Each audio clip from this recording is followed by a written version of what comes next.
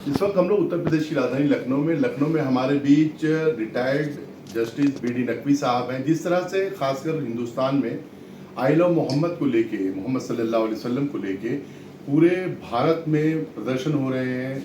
मुस्लिम समाज जिसे अपना मरकज़ अकीदत कहता है, जिस नबी के अनुयायी हैं, वो तमाम की जो है भावनाएं दुखी हैं, क्योंकि कानपुर में जिस तरह की घटना हुई और पुलिस प्रशासन ने पोस्टर लगाने के बिना पे वहाँ के लोगों पे एफआईआर दर्ज की, उससे पूरा देश का माहौल इस वक्त जो है सांप्रदायिक हो गया है। आइए हम हमारे बीच बी डी नकवी साहब हैं, इनसे पूछते हैं सर कैसे देखते हैं इस तरह की घटनाओं को, जिस तरह से पैगंबर मोहम्मद सल्लल्लाहु अलैहि वसल्लम की शान में जिस तरह से उन लोगों ने जुलूस निकाला। 5 सितंबर का वाक़या है, कानपुर में एक बैनर लगाया गया, परमिशन इस तरफ के रोड की थी, बैनर जो है दूसरी तरफ लगा दिया गया, इस वजह से पुलिस प्रशासन ने उन पर कार्रवाई करी। कैसे देखते हैं?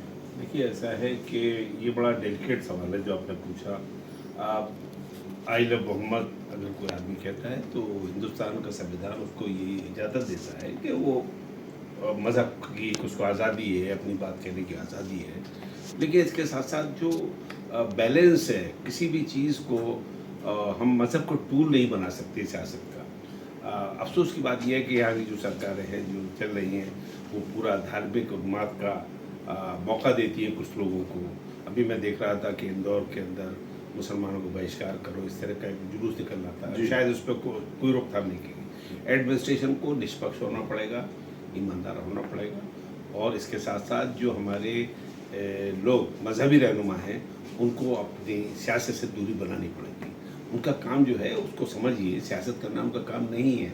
मज़हब और स्टेट दोनों अलग चीज़ें हैं।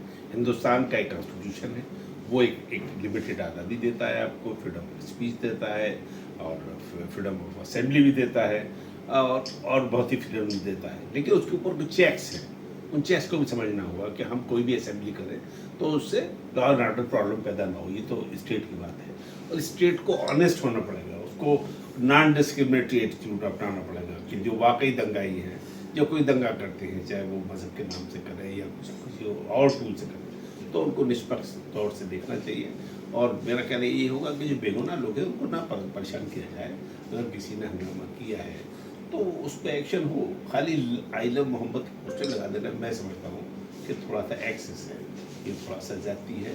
लेकिन इसके साथ साथ मैंने जैसा कहा कि लोगों को समझना चाहिए ये देश संविधान से चलता है, और तरीक़े सियासी जो है वो आप मज़हब के ना बनाएं। वो आप बेरोज़गारी इशू पे आइए, आप किसानों के इशू पे आइए, आप कमज़ोर पे जो जुल्म हो रहा है उसमें निकल के आइए, मानवता की बात करिए, तब जो है वो लड़ाई सियासी होगी।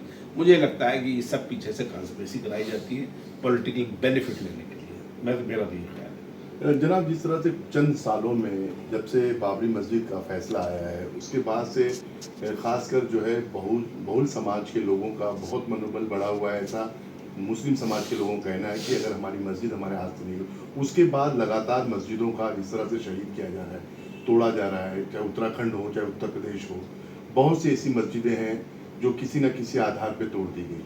तो क्या लगता है आपको कि एक फैसले की वजह से लोगों का मनोबल बढ़ा है? ऐसा मुस्लिम समाज के लोगों का मानना है। देखिए, ऐसा ही आप जो बात करें ना, बहुजन समाज या मुस्लिम समाज, इनको अलग अलग मत करिए। बहुजन समाज जो हमारा मेजॉरिटी लोग हैं उनके अंदर भी अलग अलग कास्ट है, अलग अलग थिंकिंग है, अलग अलग विचारधारा है। हाँ, कुछ लोग हैं, कुछ लोग नफरत को स्पॉन्सर करते हैं, उसको बढ़ाते हैं ताकि उसको पहले पॉलिटिकल बेनिफिट हो।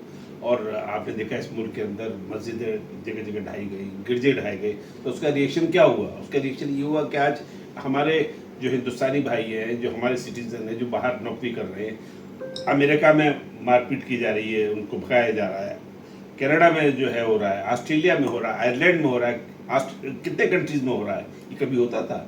ये सब उसी का रिएक्शन है। आप यहाँ कुछ गलत करेंगे तो सफरिंग्स वहाँ के लोगों को भुगतना होगा, नौकरी से निकाला जाएगा। अच्छा लगेगा, नॉर्मली अरब कंट्रीज़ में रिएक्शन होने लगे तो हमारी तो नुकसान होगा, हमारे देश का नुकसान होगा, हमारे नागरिक वहाँ से निकल अगर आ गए तो जो पैसा कमा रहे हैं उससे कितना बड़ा नुकसान होगा देश की इकोनॉमी को। केरला की स्टेट का 2/3 इनकम वहाँ फॉरेनर्स के रेमिटेंसेस से है।